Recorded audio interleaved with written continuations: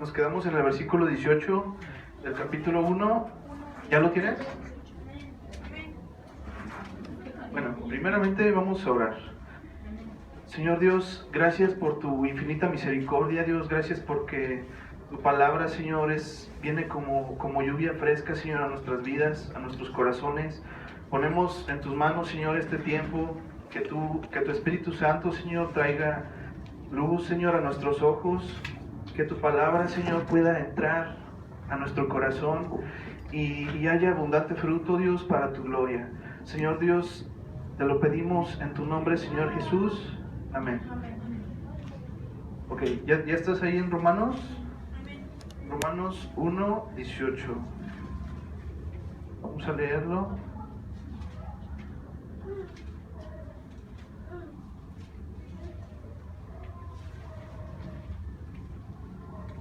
Dice: porque la ira de Dios se revela desde el cielo contra toda impiedad e injusticia de los hombres que detienen con injusticia la verdad. Porque lo que de Dios se conoce les es manifiesto, pues Dios se los manifestó. Porque las cosas invisibles de Él, su eterno poder y deidad, se hacen claramente visibles desde la creación del mundo, siendo entendidas por medio de las cosas hechas, de modo que no tienen excusa. Pues habiendo conocido a Dios, no le glorificaron como a Dios, ni le dieron gracias, sino que se envanecieron en sus razonamientos, y su necio corazón fue entenebrecido. Profesando ser sabios, se hicieron necios, y cambiaron la gloria de Dios incorruptible en semejanza de imagen de hombre corruptible, de aves, de cuadrúpedos y de reptiles.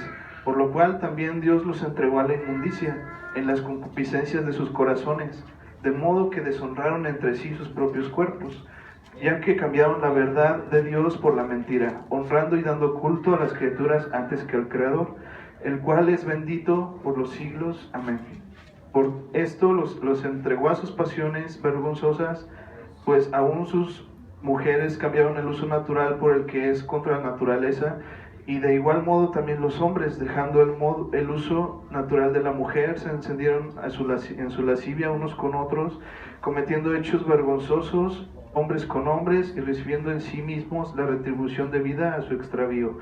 Y como ellos no aprobaron tener en cuenta a Dios, Dios los entregó a una mente reprobada, para hacer cosas que no convienen, estando atestados de toda injusticia, fornicación, perversidad, avaricia, maldad, llenos de envidia, homicidios, contiendas, engaños, malignidades, murmuradores, detractores, aborrecedores de Dios, injuriosos, soberbios, altivos, inventores de males, desobedientes a los padres, necios, desleales, sin afecto natural, implacables, sin misericordia, quienes habiendo entendido el juicio de Dios, que los que practican tales cosas son dignos de muerte, no solo las hacen, sino que también se complacen con los que las practican. Bueno, nada más vamos a empezar, nada más déjame hacer un breve resumen de lo que hemos estado viendo.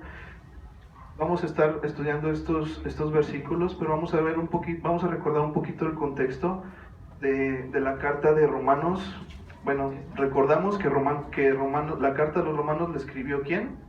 Pablo, desde Corinto. Y aunque él no había fundado la iglesia en Roma, él toma esta libertad para escribirles, porque quiere que la iglesia de Roma esté bien fundada en la base que es el Evangelio de Cristo. Si pudiéramos ponerle un título a esta predicación, bueno, este mensaje, sería: el hombre no tiene ninguna excusa. Porque, bueno, eso es lo que se trata en estos versículos. Ahorita lo vamos a ir estudiando poco a poco y nos vamos a encontrar que Pablo va a ir desarrollando todo acerca del Evangelio. Bueno, ya lo vimos anteriormente. Del capítulo 1 al capítulo 11, Pablo desarrolla lo que Dios hizo a favor nuestro. Del capítulo 12 al final de la carta, al capítulo 16, Pablo desarrolla cuál debería ser de nuestra respuesta a eso que Dios hizo por nosotros. Por eso en la segunda parte hay cosas que si tú le dices, por ejemplo, a un incrédulo, pues nada más como que no le va a hacer clic. Por ejemplo, en el versículo 13 habla de las autoridades. Toda autoridad ha sido puesta por Dios, y las que hay por Dios han sido establecidas, y el que se opone a Dios resiste. Entonces sujetarse a una autoridad. Si tú le dices eso a alguien inconverso, ¿qué es lo que te va a decir? O sea, te va a empezar a decir, no, pues cómo voy a someter a mis autoridades, a mi presidente que es totalmente corrupto, es mentiroso, o sea, nada que ver, muchas cosas te va a decir. ¿Y cuál es el problema? El problema es que está tratando de entrar en el capítulo 13 sin haber comprendido desde el capítulo 1, como lo estamos estudiando desde ahora. El capítulo 12 también dice que consideren que hay que considerar nuestro cuerpo como sacrificio santo, agradable. Y bueno, ese es como un pequeño contexto, una recapitulación de lo que se trata esta carta.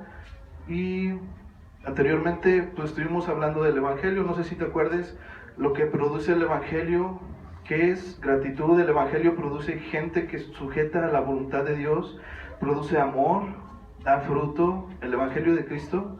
Y termina esta sección en el versículo 16. Vamos a recordar un poquito qué dice desde el versículo 16 del capítulo 1. Dice, ahí lo tienes, versículo 16. Dice, porque no me avergüenzo del Evangelio, porque es poder de Dios para salvación a todo aquel que cree, al judío primeramente y también al griego. Porque en el Evangelio la justicia de Dios se revela por fe y para fe, como está escrito, mas el justo por la fe vivirá. El judío, bueno, aquí habla de dos clases de personas. La primera es el judío, que es quien ha nacido en una familia judía. Ahí dice primeramente el judío, y los gentiles, que en algunas veces la Biblia los nombra como los griegos, en este caso lo vemos aquí, que es pues toda persona que no es judío. Entonces Pablo dice que el Evangelio es útil para unos y para otros, porque en el Evangelio la justicia de Dios se revela por fe y para fe. Como está escrito, el justo por la fe vivirá. Y pone el primer punto importante en toda esta carta: el Evangelio es por fe y para fe. Si estás tomando nota, esto es muy importante que lo anotes. El Evangelio de Jesucristo es por fe y para fe. Y la pregunta sería, ¿por qué tiene que ser por fe? ¿Qué quiere decir por fe? Bueno, fe quiere decir creer. Y no creer como creemos que va a llover, sino creer como depositar nuestra confianza en algo. Es un ejemplo claro para los que trabajamos, es cuando firmas un contrato, ¿no? Y te dicen, te voy a pagar tal día, van a ser 5,000 pesos a la quincena, y firmas y todo, y crees, y el día 15, ¿qué es lo que esperas? Pues tu cheque, lo crees. O sea, es algo que todavía no pasa, pero lo crees. Eso es tener fe, confiar en algo que no ves como algo cierto. ¿Y por qué el Evangelio tiene que ser por fe? Bueno, si no fuera por fe, entonces sería por nuestras obras o por nuestras acciones. ¿Y qué crees? No nos alcanzaría. O sea, Pablo va a desarrollar por qué no nos alcanzaría por nuestras propias obras en los siguientes capítulos, y nomás como advertencia, en esta ocasión y las próximas ocasiones van a ser unas semanas medias duras, medias directas para nuestras vidas, lo que vamos a estar viendo. Y si tienes casco de fútbol americano o casco de moto, pues tráetelo, ¿no? Porque sí va a haber varias, Dios nos va a hablar directamente a nuestras vidas. Entonces, no sé si alguna vez has vivido lo que es una endodoncia anteriormente. ¿Sabes lo que es una endodoncia? Ir con el dentista y que te realice una endodoncia. Bueno, si nunca te has hecho una, pues aquí te vamos a hacer una, pero una endodoncia espiritual. Es muy doloroso, va a ser muy doloroso estos versículos que vamos a estar viendo. Y pues aquí vamos a aprender que Dios nos ama como somos. Entonces va a ser sí algo doloroso, pero ¿sabes qué? Una endodoncia es muy necesaria. No podemos vivir con una muela que nos está dando lata. Necesitamos ir a un médico y que nos arreglen eso, porque es muy doloroso. No sé si lo has vivido, pero es muy doloroso, y ese dolor no se acaba hasta que te realizan este procedimiento. Entonces, ¿por qué tiene que ser por fe? ¿Y por qué tiene que ser para fe? Mientras nuestras justicias o nuestras obras no nos alcanzarían, tenemos que tener fe en la justicia de Dios, en el Evangelio. Ahora la pregunta sería, ¿por qué es necesario que seamos salvados? Porque corremos un verdadero peligro andando solamente solos, vagando en nuestra vida y en nuestros propios pensamientos. Y eso es lo que Pablo va a definir. Un último detalle antes de entrar al siguiente verso. Pablo va a hablarle a varios tipos de personas. El primer tipo de persona a la que se dirige Pablo es a los gentiles, a aquellos que no son judíos de raza, o en este caso los nombra también los griegos. No son judíos ni de raza ni de religión. Son pues probablemente la mayoría de la iglesia en Roma. Nos dice Pablo en el versículo 18, capítulo 1, porque la ira de Dios se revela desde el cielo contra toda impiedad e injusticia de los hombres que detienen con injusticia la verdad. ¿Y por qué es necesario que sea por fe? Porque tenemos que creer en la justicia de Dios. La justicia que se revela a través del Evangelio y a través de Cristo. Por una razón la ira de Dios se revela desde el cielo contra toda impiedad e injusticia de los hombres. Entonces, ¿qué es impiedad? Impiedad es todo lo que desagrada a Dios. Y ahora te pregunto, ¿has vivido siempre para agradar a Dios? La respuesta es, bueno, yo en lo personal no. Y creo que nadie ha vivido completamente su vida para agradar a Dios. O sea, la respuesta sería un rotundo no. Y ¿sabes en qué nos convierte eso? En unos impíos. Lo dice aquí la palabra. Piadoso es lo que hace el que hace lo que le agrada a Dios. Y un impío es la persona que hace lo que a Dios no le agrada. Entonces, si tú y yo somos impíos, y así éramos todos, no te preocupes. Y no solo la impiedad, sino también éramos injustos, vivíamos de una manera injusta. ¿Alguna vez has sido injusto en tu vida con alguien? Aunque sea una injusticia pequeñita contra alguien, ¿has practicado la injusticia? Creo que sí, todos la hemos practicado en algún momento. Y bueno, la injusticia y la impiedad de los hombres, dice por lo cual Dios revela su ira desde el cielo. Ahora la ira de Dios no es lo que tú y yo imaginamos así como de primer pensamiento, así como de que ya Dios está ahí juzgándonos y aventándonos rayos desde el cielo. Esa no es la ira de Dios. Y entonces, como nosotros también a veces la podemos llegar a experimentar, algunos de nosotros tenemos una ira explosiva. La ira es un cambio de ánimo para nosotros. Estabas feliz, por ejemplo, y de pronto le anotan un gol a tu equipo favorito y empiezas a renegar y dices muchas cosas que no son tan agradables, y si no las dices, pues las piensas, ¿no? Cualquier circunstancia puede alterar nuestro estado de ánimo y llevarnos a la ira. No debería de ser así, pero a veces pasa. La ira de Dios no es un cambio de ánimo. La ira de Dios es constante. La ira de Dios es la expresión de su justicia contra la impiedad, a la injusticia y la injusticia. Entonces, cuando Dios desata su ira, no es porque dice, ya les voy a aventar rayos desde el cielo y los voy a destruir a todos y ya me tienen hasta acá, hasta la coronilla, y los voy a destruir. Eso no es la ira de Dios.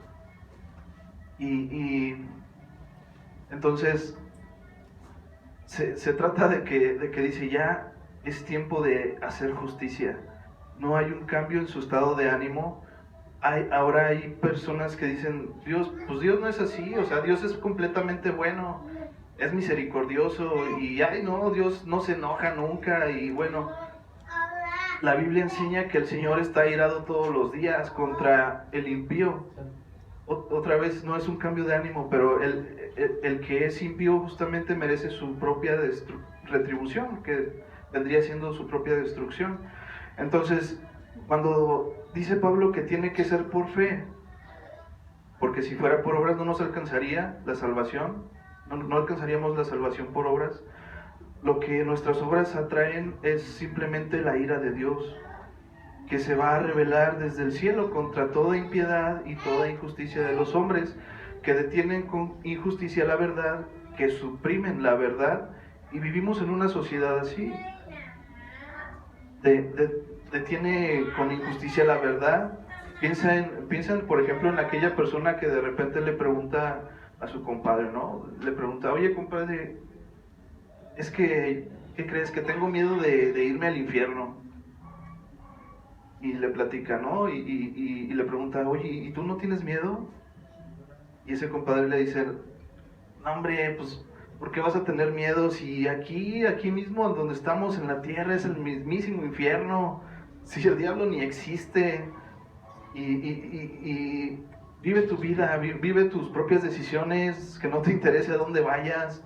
¿Y sabes qué está haciendo esa persona que contesta este tipo de cosas? Está deteniendo con injusticia la verdad, como lo vemos aquí en el versículo. Y toda nuestra sociedad es así, hace ese tipo de cosas. Y tú y yo anhelamos que venga la justicia. Y Dios dice, va a venir la justicia, la ira de Dios se va a revelar. Ahora alguien diría, pues es que el que dice eso, pues no conoce a Dios, ¿no? El que dice que no existe el diablo y todo eso, pues no conoce a Dios. No tiene ni idea, o sea, es completamente inocente, o sea, nadie le ha hablado de Dios y no es culpable de nada. Bueno, vamos a ver el versículo 19, ahí de Romanos, dice, porque lo que de Dios se conoce les es manifiesto, pues Dios se los manifestó. Entonces, literalmente lo que conocen de Dios, Dios lo hizo ver porque Dios se los reveló. Nadie vive en la ignorancia. Cualquier persona que le preguntes, ¿tú crees en Dios? ¿Qué te va a contestar? Pues que sí. Todos tenemos desde el principio esa conciencia de que hay un Dios. Pero entonces nadie vivimos en ignorancia. O sea, nadie vivimos, por ejemplo, nadie nace siendo un ateo. El ateísmo se enseña, no se nace no creyendo, no teniendo una conciencia de Dios, se va desarrollando y la conciencia de un Dios que gobierna todo eso sí es natural. O sea, como te lo comentaba, o sea, vivimos desde pequeños pensando en algo más, en algo superior a nosotros. Y eso sí es natural. Y bueno, lo prueba la historia, todas las culturas tienen como esa dirección.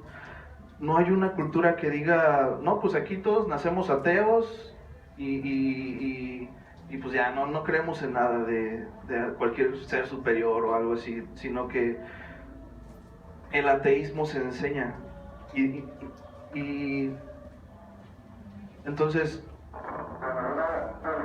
dice, lo conocen, vemos aquí el versículo, lo conocen, entonces no porque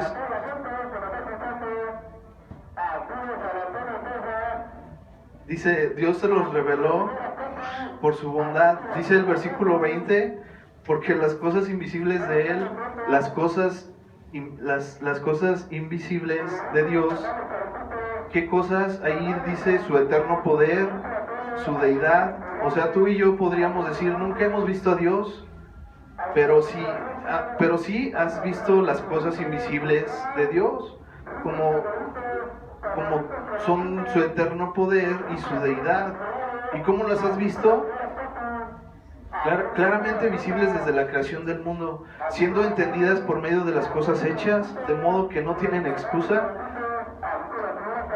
Hay una revelación. Los teólogos le llaman revelación natural de Dios, que es que tú abres los ojos y y tú mismo te das cuenta que hay algo superior a ti. A lo que vemos, hay algo superior, hay un creador, hay algo que creó todo lo que vemos, el espacio donde estamos. Por ejemplo, vamos a poner un ejemplo así sencillo. Las sillas que están aquí acomodadas de una manera, ¿por qué están así acomodadas? Pues porque alguien las acomodó.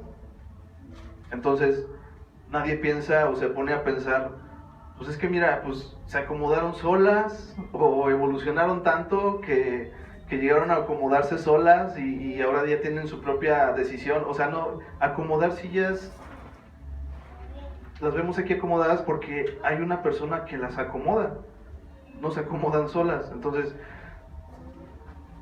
y este ejemplo de las sillas es infinitamente más simple que todo el macrosistema del universo que Dios creó, y nada más piensa en tu dedo meñique, ¿no? Todo lo que tiene que funcionar para que pueda doblarse, o sea, todos los músculos, todos los huesos, articulaciones, no sé qué tanto, allá no tengo mucho conocimiento de eso, pero hay muchos procedimientos, hay muchas cosas que tienen que suceder para mover un solo dedo. En tu cerebro, en todo tu cuerpo, tiene que mandar la señal desde tu cerebro hasta tu mano, hasta tu dedo, y varios procedimientos. Entonces, para que pueda moverse en este caso, ¿no? En este ejemplo. Y entonces no pudo haber sucedido todo esto así como que por obra de al azar o por ese asunto de la teoría naturalista y de la evolución. Y todo eso es simplemente una excusa y una filosofía. El naturalismo plantea cómo puedo explicar las cosas, pero sin Dios. Si fuera ciencia, la ciencia, ¿qué busca? La verdad. La ciencia diría, ¿cómo puede explicar estas cosas? Sí, es Dios, la verdad, o puede decir, no, ¿sabes qué? No es Dios. Eso busca la ciencia. Entonces,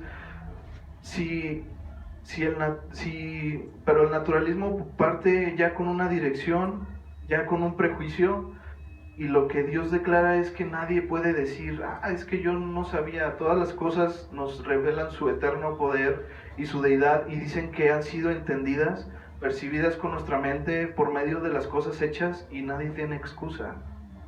En el versículo 21, ahí estás, en Romanos, versículo 21 dice, pues habiendo conocido a Dios, no le glorificaron como a Dios, ni le dieron gracias.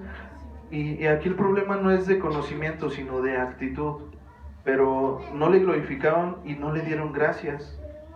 Ahora tú puedes llegar a pensar, no, pues eso solamente lo hacen los ateos o las personas así que andan bien mal o no, que andan viviendo su vida loca y tomando sus propias decisiones, pero no, yo creo que sí, yo sí le doy gracias a Dios siempre.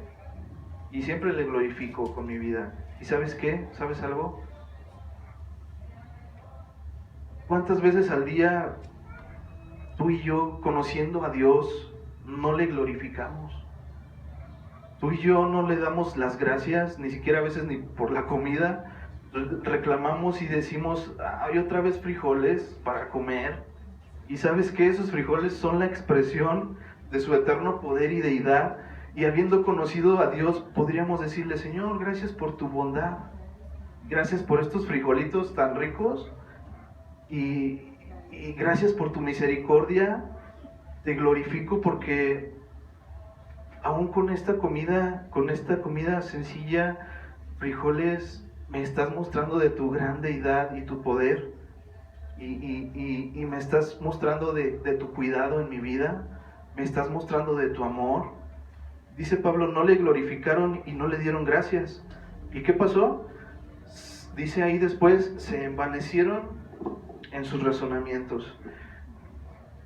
Y dime si no te pasa esto, ¿no? Que cuando no lo glorificas, no le das gracias, tu mente empieza así como a trabajar en puras vanidades y más vanidades, y te enredas en esas cosas, y te preguntas entonces, ¿cuál sería la receta para ser exitoso, ¿no? Próspero en la vida. Y entonces te quedas pensando, ¿no? Debería tener algo, el último celular, me merezco el celular más actualizado, el más moderno, es que debería de tener el carro último modelo, el más equipado con sonido, bocinas y todo, piel, todo más equipado. Recuerdo que alguien una vez me dijo, es que no tengo ni para ponerle gasolina a mi coche, ¿me prestas 20 pesos? Y yo me quedé así como que, no, pues, o sea, me quedé pensando y dije, entonces, ¿para qué tienes un carro último modelo si ni siquiera tienes para echarle primero gasolina? Y vivimos en esa ceguera, tenemos esa idea de, yo me merezco el mejor carro, y ni siquiera le damos gracias por lo que tenemos en este momento, y nuestra mente empieza a enredarse en vanidades y empieza a olvidarse de Dios. Pero bueno, ¿qué es lo que pasa ahí? No le glorificamos, no le damos gracias, y nuestra mente, nuestros pensamientos se desvían. Dice que se envanecieron en sus razonamientos, y el resultado posterior es un necio corazón. Es un necio corazón que fue entenebrecido.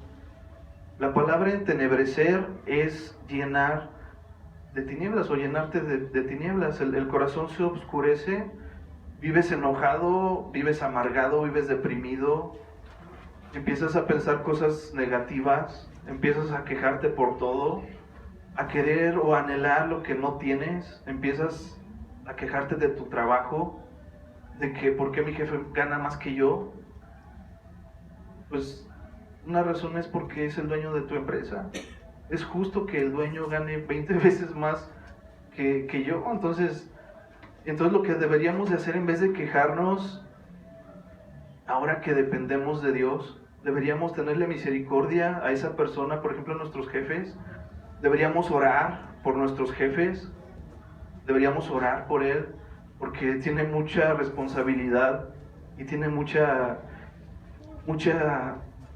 responsabilidad, bueno, en cuanto a trabajo me refiero. Entonces deberíamos ser misericordiosos con estas personas.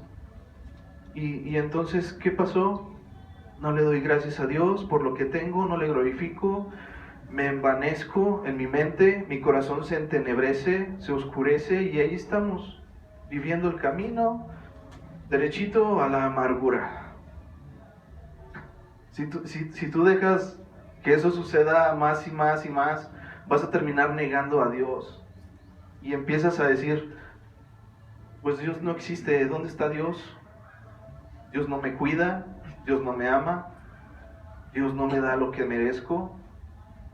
¿Dónde está Dios? Empiezas a decir esas cosas, y empiezas a decir, yo antes creía en Dios, pero es que la verdad es que cuando yo le pedí algo y entonces no me lo dio, empecé a quejarme, y empecé a negarlo, a renegar a Dios. Entonces, ¿qué pasa? Versículo 22, profesando ser sabios, se hicieron necios. Versículo 23, y cambiaron la gloria de Dios incorruptible en semejanza de la imagen de hombre corruptible, de aves, de cuadrúpedos y de reptiles. Y es aquí cuando comienza la idolatría. Estamos viendo como una escalerita de lo que Pablo nos está aquí escribiendo. Entonces empieza, ya vimos todo lo que hacíamos, pero ahora empieza la idolatría. Dice el versículo 23, y cuando hablamos de idolatría, lo primero que se viene a nuestra mente, pues, ¿qué es? Estatuas de yeso o de madera, o hablando de animales, pues, no sé, una serpiente emplumada, ¿no? En la antigüedad, en las culturas anteriores. En la cultura egipcia, pues, adoraban a diferentes animales. Los veían como algo sagrado, a los gatos, a las vacas, a los toros, a los cocodrilos y a diferentes animales. Y desgraciadamente la mentalidad naturalista que nos han enseñado en las escuelas y con lo que hemos crecido tú y yo, nos enseñan que en el principio pues los hombres eran bien tontos, ¿no? Con falta de inteligencia, todos peludos, bueno, y poco a poco hemos ido evolucionando hasta convertirnos en lo que somos, ¿no? Personas sabias y refinadas, ¿no? Pero lo que la Biblia enseña es totalmente lo contrario. Nuestra sociedad ha ido cayendo por no glorificar a Dios, por no darle gracias, envaneciéndose y entenebreciéndose sus corazones. Pero ¿qué crees? Ahora estamos peor. Ahora, ¿a qué crees que adora la gente? Pues a la nada, así literal, a la nada. Tú le preguntas a la gente, oye, ¿y cómo comenzó todo, no? Y te dicen, pues así, de la nada, espontaneidad, Big Bang, es lo que te responden. Entonces, y entonces te pueden decir, pues en el principio estaba ahí, ¿no? La nada se hizo del tamaño de la cabeza de un alfiler y explotó, y entonces apareció todo lo que conocemos del universo, se fue expandiendo y bla bla, ¿no? Entonces, ¿cuál es el Dios de esa gente? La nada, el azar. O sea, antes por lo menos pues decían, es una serpiente, ¿no? O sea, mi Dios es una serpiente, un gato o algo, no sé. Ahora es la nada. Nuestra mentalidad humana más bien ha ido retrocediendo en vez de evolucionar. Y es un asunto del corazón y no de conocimiento, hermano. Y cambiaron la gloria de Dios por la imagen del hombre corruptible, de aves, de cuadrúpedos y de reptiles. El otro Dios que hay y que podemos ver hoy en día en la sociedad, uno es la nada, y el otro, ¿cuál crees que es? El hombre. Nos pintan como a nosotros mismos. Es que tú eres tu propio arquitecto de tu destino. Es que tú eres el Señor de tu propio destino. Tú diriges tu vida, tú diriges por dónde ir, tú tomas tus propias decisiones. Creo que has escuchado eso alguna vez. Dice la palabra en Job, la palabra de Dios en Job 38, te lo leo así muy rápido, de lo que trata, dice Jehová a Job, le pregunta, ¿dónde estabas tú cuando yo creé la tierra, cuando yo creé todo el universo, todas las galaxias? ¿Dónde estabas tú, hombre? Job, ¿dónde estabas cuando le puse límites a los mares para que sus olas no se salieran? Y le empieza a dar una lista de preguntas cuestionando a Job. ¿Dónde estaba él? ¿Dónde estaba el hombre cuando Jehová hizo todo? Y podemos llegar a pensar que nosotros mismos somos nuestros propios dueños de nuestro destino. Y pues a veces ni siquiera podemos sanarnos de una simple gripa, ¿no? Entonces nosotros solos necesitamos a alguien que nos ayude, necesitamos ir a un doctor y bla bla, ¿no? Entonces realmente nuestro problema, hermano, está en nuestro corazón. Pero también vemos una cosa, el hombre cambió la gloria de Dios por ídolos, seguían adorando. O sea, los hombres seguían con esa actividad de adorar algo, pero ya no era Dios, porque eso está en nosotros. Eso de adorar a algo viene incluido en nosotros. O sea, no podemos vivir una vida sin adorar a algo. Y entonces nosotros, tú y yo, ¿a quién adoramos? A Dios, el que es perfecto, al Dios de la Biblia, al que es eterno, y dice al que es poderoso, Y muchas personas eligen adorar en sus vidas a cualquier otra cosa. No pueden dejar de adorar algo, no podemos dejar de adorar algo. Entonces, hay quienes adoran al dinero, hay quienes adoran las posesiones, hay quien adora el estatus, el prestigio, el aplauso. Y el problema de todo esto, en el Salmo, vamos para allá, si quieres vamos al Salmo 115, acompáñame rápidamente, Salmo 115.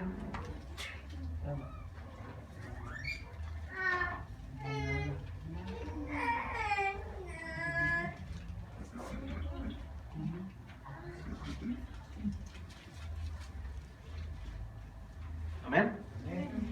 Dice, no a nosotros, oh Jehová, no a nosotros, sino a tu nombre da gloria, por tu misericordia, por tu verdad. Verso 2, porque han de decir las gentes, ¿dónde está ahora su Dios? Y es algo que pasa, es algo que te puede decir la gente hoy en día. Si tú, te puede decir, si tu Dios existe, ¿dónde está cuando hay tanta maldad en el mundo, tanta enfermedad? Y no sé si te haya pasado, pero la gente te empieza a cuestionar y te empieza a decir, ¿dónde está tu Dios cuando te diagnosticaron una enfermedad? ¿Dónde está tu Dios? La maldad aprueba la injusticia. Entonces, estas situaciones no son prueba de que Dios no existe o de que Dios no está. Son prueba de que la gente que no cree en Dios está haciendo estas acciones. Entonces, no son pruebas de que Dios no es poderoso, o sea, son pruebas de que en su misericordia Dios está esperando que estas personas se arrepientan. Y esa debería de ser nuestra convicción ahora. Versículo 3 ahí de Salmo 115 dice, nuestro Dios está en los cielos, todo lo que quiso ha hecho, los ídolos de ellos son plata y oro, obra de manos de hombres. Tienen boca, mas no hablan, tienen ojos, mas no ven, orejas tienen, mas no oyen, tienen narices, mas no huelen, manos tienen, mas no palpan, tienen pies, mas no andan, no hablan con su garganta, semejantes a ellos son los que los hacen, cualquiera que confía en ellos. Entonces, ¿cuál identificamos aquí? ¿Cuál es el problema? Es que nosotros mismos nos convertimos en aquello que adoramos. Si, por ejemplo, si estás adorando a un Dios que es bondadoso, a un Dios de la Biblia que es misericordioso, a tu Creador que es amoroso, vas a poder ser misericordioso en tu vida, vas a poder ser bondadoso en tu vida, vas a poder aprender a ser misericordioso con los demás, amoroso con los demás. Entonces, estás adorando algo, si estás adorando algo completamente materialista, ¿en qué te vas a convertir? Pues en un materialista. ¿Cómo crees que está la sociedad hoy en día? Viviendo su vida de éxitos, buscando éxito profesional, éxito amoroso, éxito en todos lados, materialismo. Y ese es el problema de los ídolos, empiezan a adueñarse de tu corazón y de tu vida. Y cuando hablamos de ídolos no solamente hablamos lo que se nos viene a la mente primero, como son imágenes o estatuas de yeso o así, no, o sea, Pablo nos dice que hay, el dinero puede ser nuestro ídolo, las posesiones. Entonces hay que tener cuidado a qué estamos adorando. Entonces ahora Pablo, regresamos a Romanos, versículo 24, capítulo 1, dice, por lo cual también Dios los entregó a la inmundicia. Ahora no dice que Dios los empujó a la inmundicia, ojo, dice los entregó Literalmente la palabra habla de rendirse. Es como si Dios está diciendo, espérate, no vayas por ahí, no vayas por allá, alto, aguanta un poco, espera. Pero ahí estamos nosotros, ¿no? De necios, como siempre, queriendo hacer nuestra propia voluntad. Hay un momento en el que Dios dice, ¿sabes qué? Date, o sea, hazlo. Vive tu decisión. En Génesis, cuando Dios le está diciendo a Noé que construyera el arca, le dice, no contenderá Jehová con el hombre para siempre. No hay peor cosa que Dios te dé lo que tú quieres, o sea, o nos conceda lo que nosotros queramos. No hay peor cosa que eso. Entonces, por ejemplo, que Dios te diga, ¿qué es lo que quieres? ¿Qué es lo que deseas en tu vida? Yo te lo cumplo, no te preocupes, no importa el costo. Entonces esa situación pues sería así como que bien de miedo, ¿no? Así como bien de terror, que Dios nos haga y nos conceda todo lo que queramos. En serio, sería una completa destrucción en nuestras vidas. En este momento le dice Dios a la humanidad, ok, ¿saben qué? Hagan lo que quieran. Y por eso dice que los entregó a la inmundicia, en las concupiscencias de sus corazones.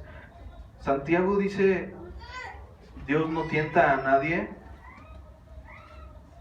No es que Dios le pone tentaciones al hombre, no es así. Cada uno es tentado cuando de su propia concupiscencia es atraído y seducido. Y eso pasó aquí en Romanos. Pongamos como ejemplo a un niño, ¿no? Si un niño, tú no lo educas, ¿cómo te imaginas cómo va a crecer?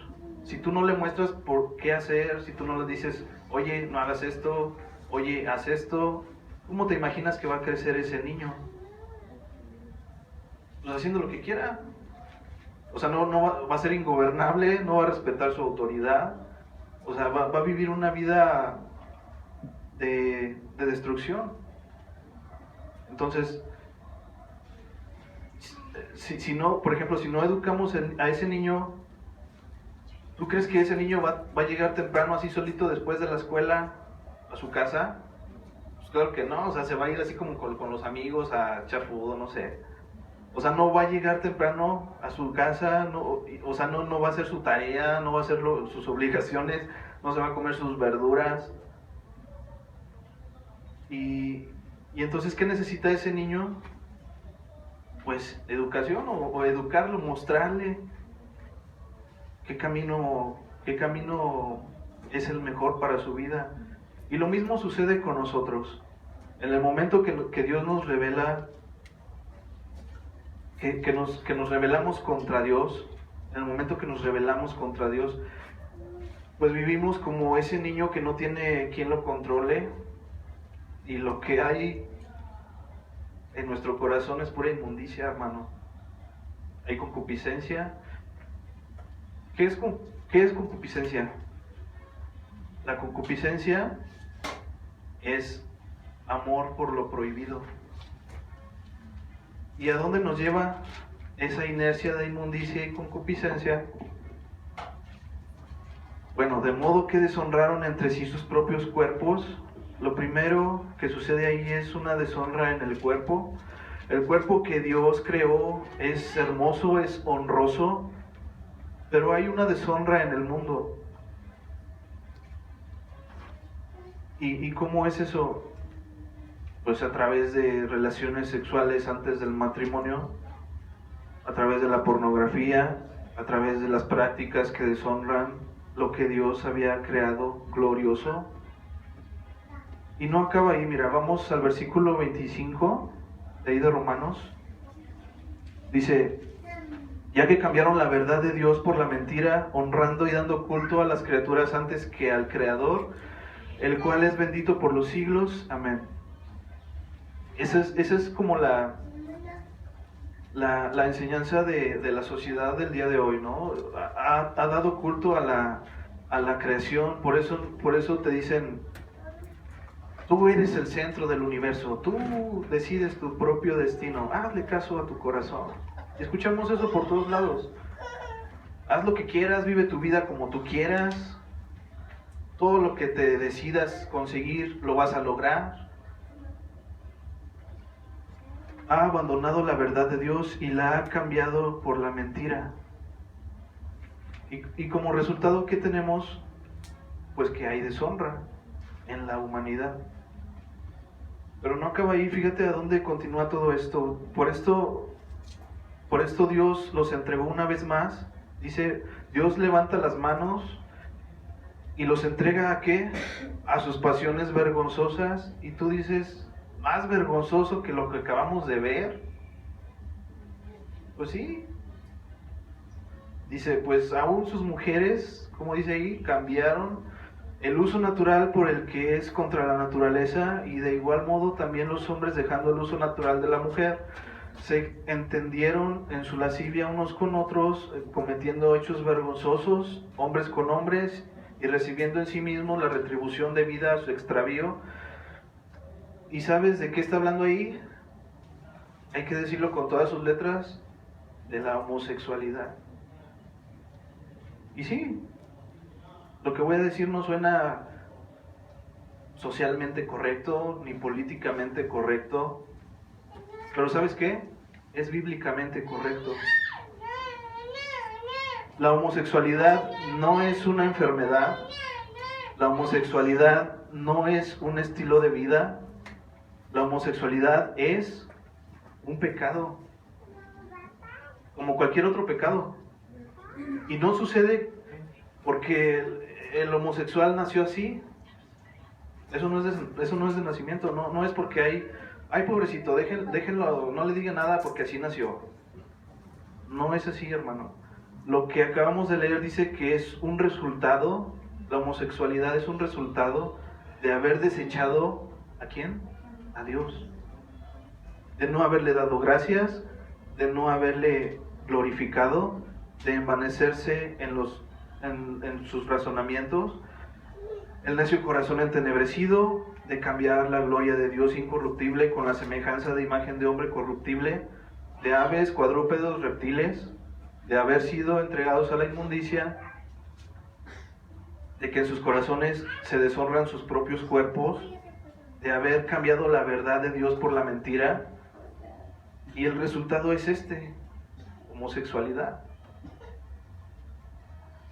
Ahora alguien puede decir, pues es que en verdad, pues sí, o sea, no puedes decir que no nací así, porque yo desde pequeño, pues me sentí así, con esa inclinación, ¿no? Y todo es a causa, hermano, de nuestra propia naturaleza caída.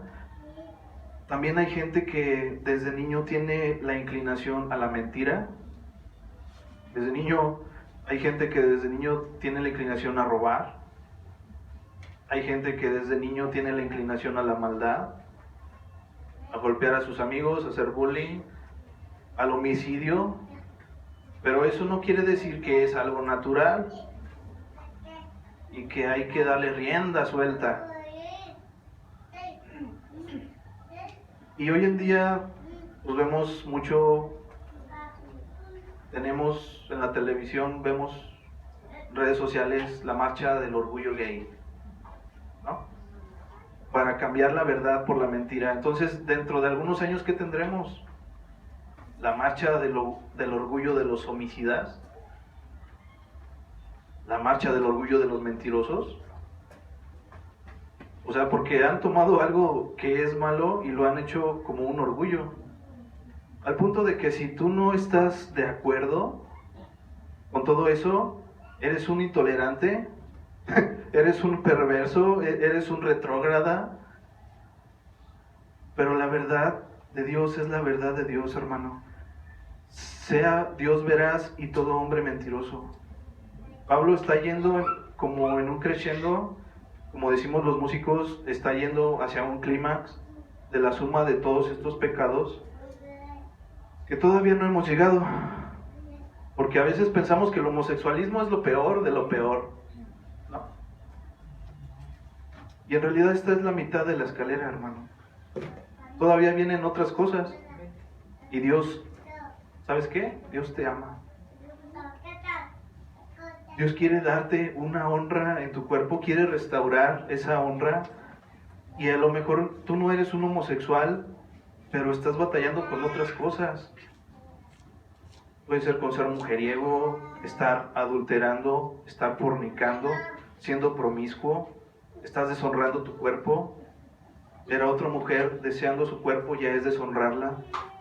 Es tomar algo que Dios creó honroso y hacerlo completamente todo lo contrario, deshonroso. Entonces, Dios nos quiere hablar, hermano. Entonces, si eres homosexual, no mereces la muerte, no mereces ser despreciado, no mereces ser maltratado, pero sí tienes que arrepentirte. Así como tiene que arrepentirse un adúltero, así como tiene que arrepentirse un fornicario, así como tiene que arrepentirse un mentiroso. Y en Dios hay esperanza, hermano. Dios tiene tanta misericordia para nosotros y Dios nos ama, pero nosotros nunca, por lo menos nosotros nunca te vamos a decir aquí en Calvary Chapel, oye, ¿sabes qué? No te preocupes, mira, no pasa nada, todo está bien, no va a haber consecuencias de nada, no, ¿sabes qué? No, todo te va a ir bien, síguele en tu pecado. Por lo menos aquí en Calvary Chapel no somos así. Y no te vamos a decir algo que sea mentira. Nuestra función aquí es exhortarte con amor y mostrarte el camino que Dios quiere para tu vida. Y pues ya es decisión personal de cada uno qué camino quiere seguir. Y solamente hay dos, no es tan difícil. Solamente hay dos caminos. El camino de la perdición, condenación, que solo te trae muerte y destrucción a tu vida. Y existe el otro camino que es completamente opuesto. Hay bendición, hay edificación, existe la cobertura de Dios, existe el respaldo de Dios, la misericordia de Dios. Y sabes, Dios quiere restaurarnos, quiere restaurar nuestra vida. Y puede haber gente que antes de conocer a Cristo vivió una vida promiscua, cambiando de pareja 1, 2, 3 veces, viviendo en adulterio, viviendo en fornicación, en unión libre. Y el día de hoy Dios quiere restaurarnos y quiere entregarnos una vida recta y agradable, llena de honra, llena de bendición, llena de sustento de su presencia. Y nuestra respuesta podría ser aborrecer nuestro antiguo pecado. Esa sería como la mejor respuesta, aborrecerlo, ya no buscarlo. Entonces, tú y yo ya no somos esclavos al pecado, hermano. Tú y yo, sino que ahora dependemos de Dios, dependemos de su gracia, de su amor. Ya no somos esclavos como éramos antes. Y entonces Dios quiere hacer su obra, quiere cumplir el plan divino en tu vida y en mi vida también. Dice al final, recibiendo la retribución de vida, ahí en el versículo, recibiendo la retribución de vida a su extravío. Algunos ven esta frase como las enfermedades sexuales, ¿no? Y todo eso, pero no creo que sea en su totalidad solamente eso, porque cuando la ciencia avance, como lo ha estado haciendo, y descubran la cura, por ejemplo, para el SIDA o para el papiloma humano, entonces ya no tendría sentido este versículo. Se pueden incluir, pero también sigue hablando de la honra de Dios en el ser humano. No podemos cosechar algo, no podemos cosechar o esperar algo bueno si no estamos sembrando o dando algo bueno. Entonces, tú y yo somos portadores de la imagen de Dios. El hombre fue creado como a imagen de Dios y semejanza de Él. Y esa honra que deberíamos mostrar, ¿sabes?, está destruida, y eso nos trae consecuencias a nuestras vidas. Versículo 28 dice: y como ellos no aprobaron tener en cuenta a Dios, Dios los entregó a una mente reprobada para hacer cosas que no convienen. Ahora tenemos una lista de personas que culmina lo que Pablo quiere decir. En el versículo 29 dice: estando atestados, eso es, estando como atiborrados, llenos, dice, de toda injusticia, fornicación, es toda actividad sexual no aprobada por Dios, no guardada dentro del marco de lo que Dios estableció. Perversidad, esa es una mente retorcida. Avaricia, eso es no tener saciedad, siempre querer más. Es decir, acumular más y más y más. Maldad, llenos de envidia, eso es querer lo que el otro tiene. Homicidios, no solo matar a una persona físicamente, sino, dice Jesús, que con tu boca, con tus propias palabras, puedes matar a alguien en su corazón. Contiendas, pleitos. Hay mucha gente que no puede estar sin pelear. Hay personas en Facebook que nada más se meten a ver con quién se pelean. Y eso es algo que se vive. Engaños, malignidades, murmuradores, detractores. Esos son difamadores, aborrecedores de Dios. Gente que odia a Dios, porque pues para ellos no existe.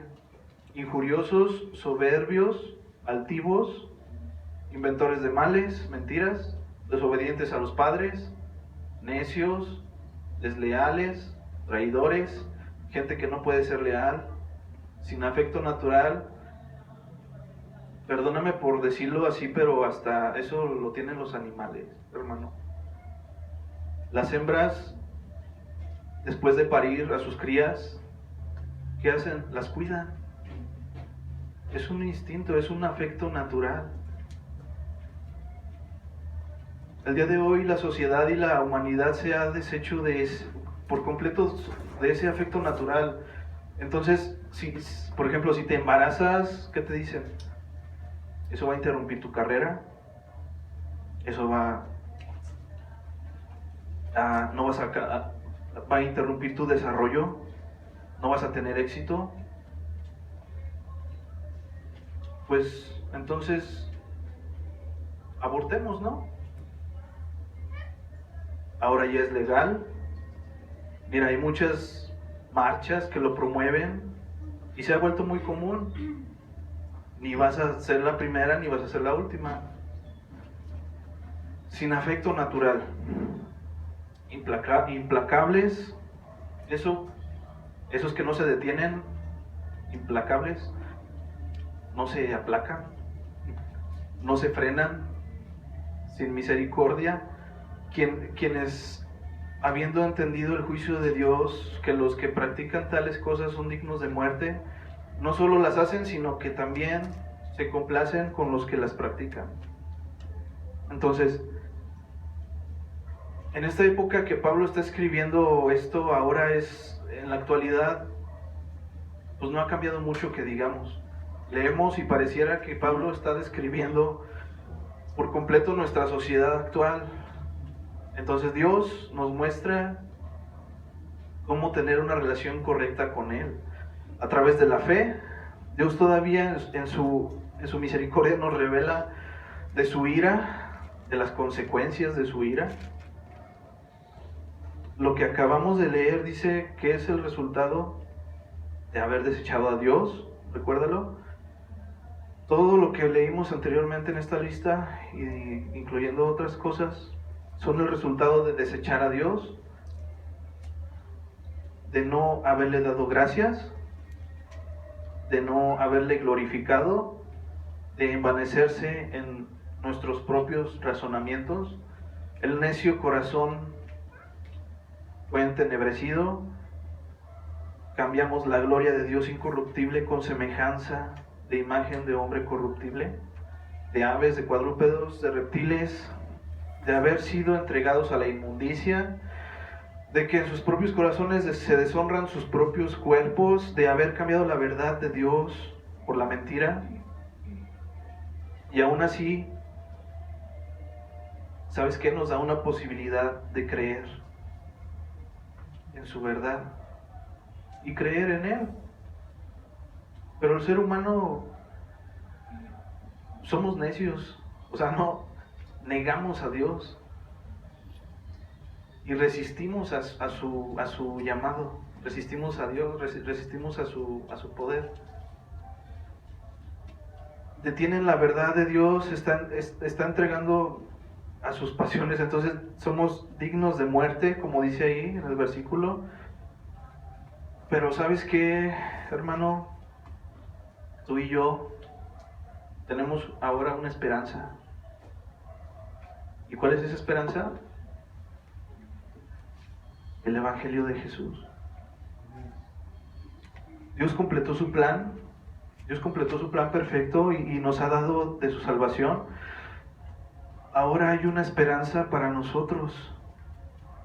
Ya no merecemos la muerte, sino que Jesús vino a morir por todos nuestros pecados. Y ahora tenemos un Salvador y esas son las buenas nuevas, lo que hemos estado viendo anteriormente, ese es el Evangelio. Son buenas nuevas, eso significa Evangelio. Es algo bueno que pasó. Y necesitamos creer en esto y necesitamos reconocerlo y creer que nosotros solos no podemos. Necesitamos a un Salvador y para ya no vivir condenados como vivíamos anteriormente, esclavos a nuestro propio pecado. Y creo que todos nos sentimos identificados, por lo menos con una situación de esta lista. Creo que Pablo, lo que escribe Pablo, está siendo muy directo con lo que está escribiendo y cada uno de nosotros pues merecíamos la muerte, como dice aquí en el versículo 32. Pero ¿sabes qué? Hay algo, existe una esperanza para nosotros. Mira, vamos a Efesios capítulo 2. Acompáñame, Efesios capítulo 2, versículo 1.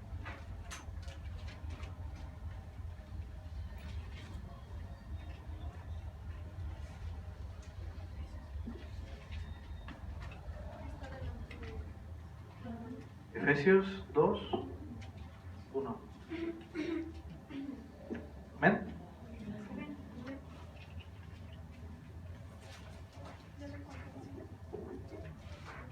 Dice: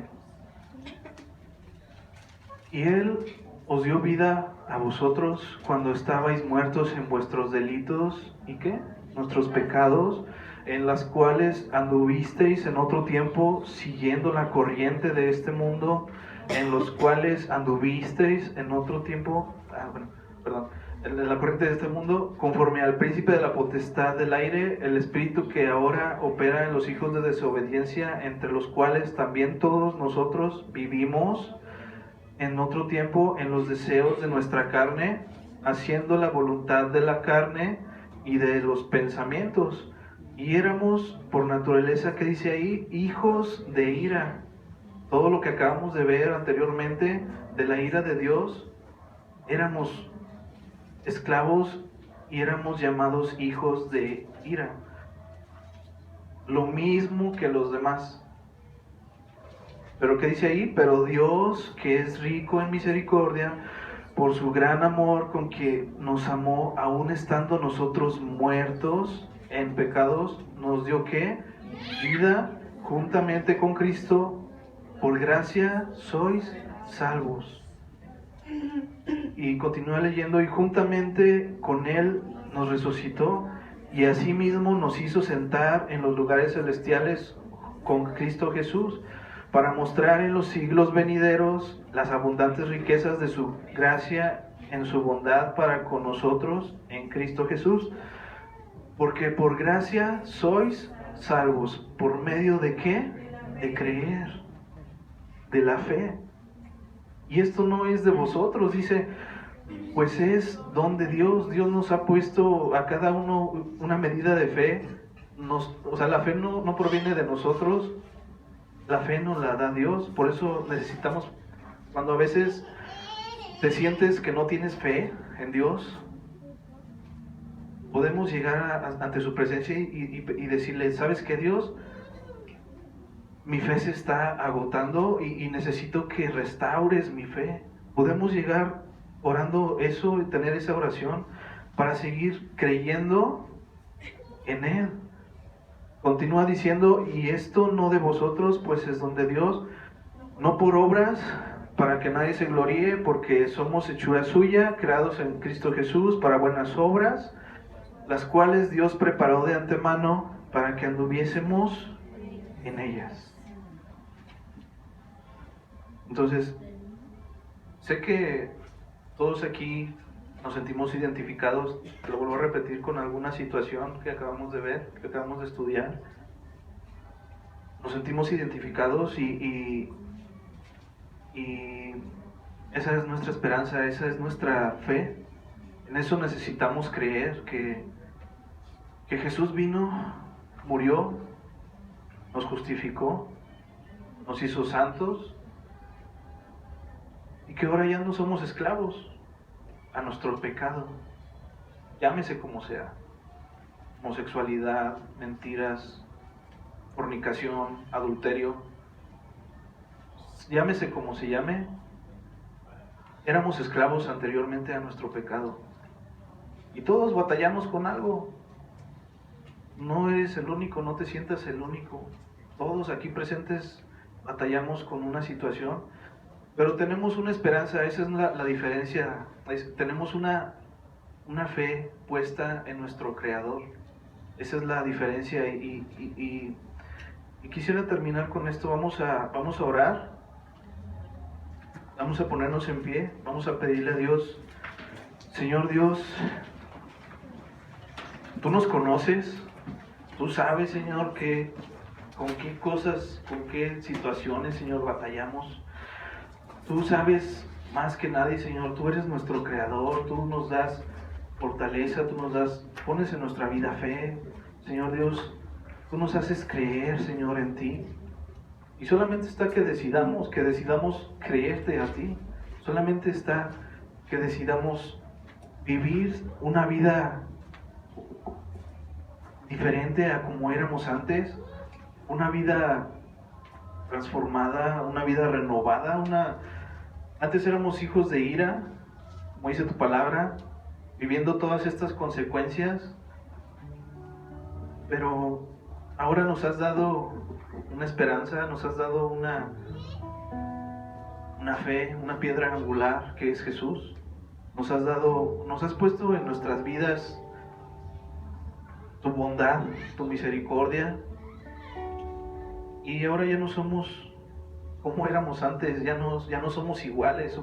Queremos ser transformados cada día, como dice tu palabra, a tu imagen, a tu santidad.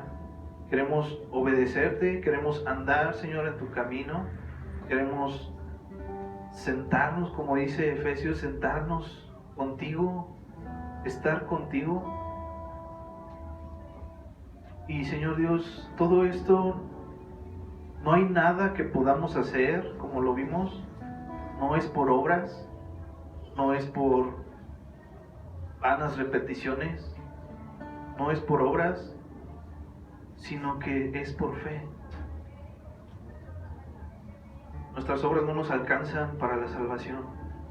Nuestra fe en ti, nuestra fe, creer en ti, es nuestra única esperanza para poder llevar, Señor, y reflejar de tu luz todo esto que estamos viviendo, Señor, actualmente.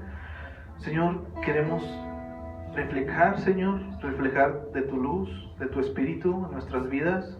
Queremos ser honrosos, queremos que nuestros cuerpos sean honrosos, Señor, agradables hacia ti. Queremos estar dentro del marco, Señor, que tú nos has puesto y no nos queremos alejar, Señor, queremos regresar a ti, queremos estar, Señor, contigo. Señor, danos de tu espíritu, danos de tu presencia en nuestras vidas, llénanos de tu espíritu, muéstranos qué debemos de dejar, muéstranos, Señor, a cada uno de nosotros qué pecado debemos dejar y ayúdanos a poder ya no ser condenados, a ya no ser esclavos, y que tu Espíritu Santo sea el que obre en nosotros. Ayúdanos, Señor, abre nuestros ojos, abre nuestra mente para entender tu mensaje en nuestras vidas. Ya no queremos ser como antes, Dios, queremos tener una transformación en ti. Ya no queremos practicar, Señor, el pecado. Ya no queremos ser esclavos, Señor, de nuestros propios razonamientos. Queremos ser honra, Señor, hacia ti, con nuestros cuerpos, con nuestras vidas. Y, Señor Dios, ayúdanos y fortalécenos.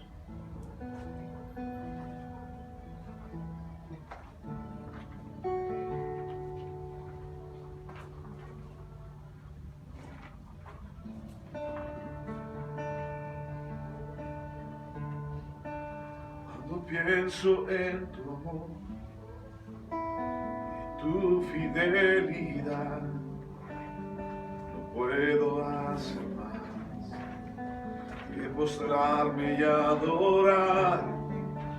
Cuando pienso en cómo he sido y hasta dónde me has traído, me asombro de ti.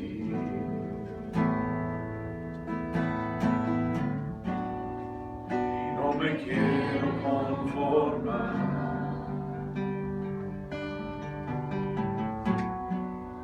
He probado y quiero amar.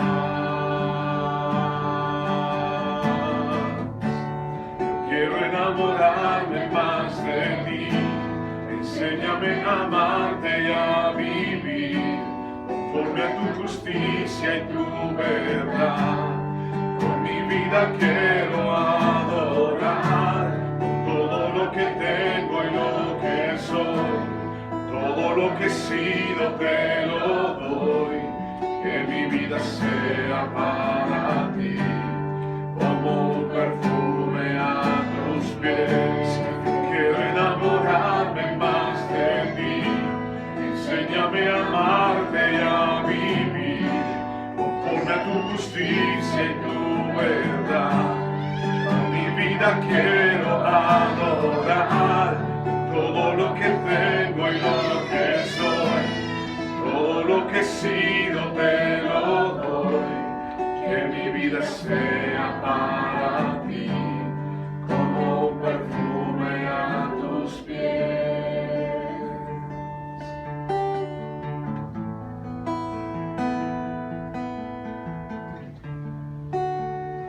Gracias, Señor, por este día. Te doy gracias, Señor, por la vida de cada uno de mis hermanos, Padre, aquí reunidos, Dios.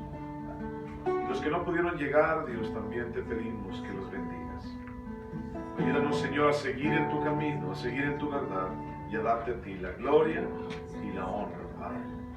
Bendecimos tu nombre, en el nombre de Cristo Jesús. Amén, Señor. Bien, muchas gracias por estar aquí. Que Dios te bendiga y que Dios esté contigo siempre, que Dios te guarde. Gracias por estar aquí. Un abrazo para todos. Gracias.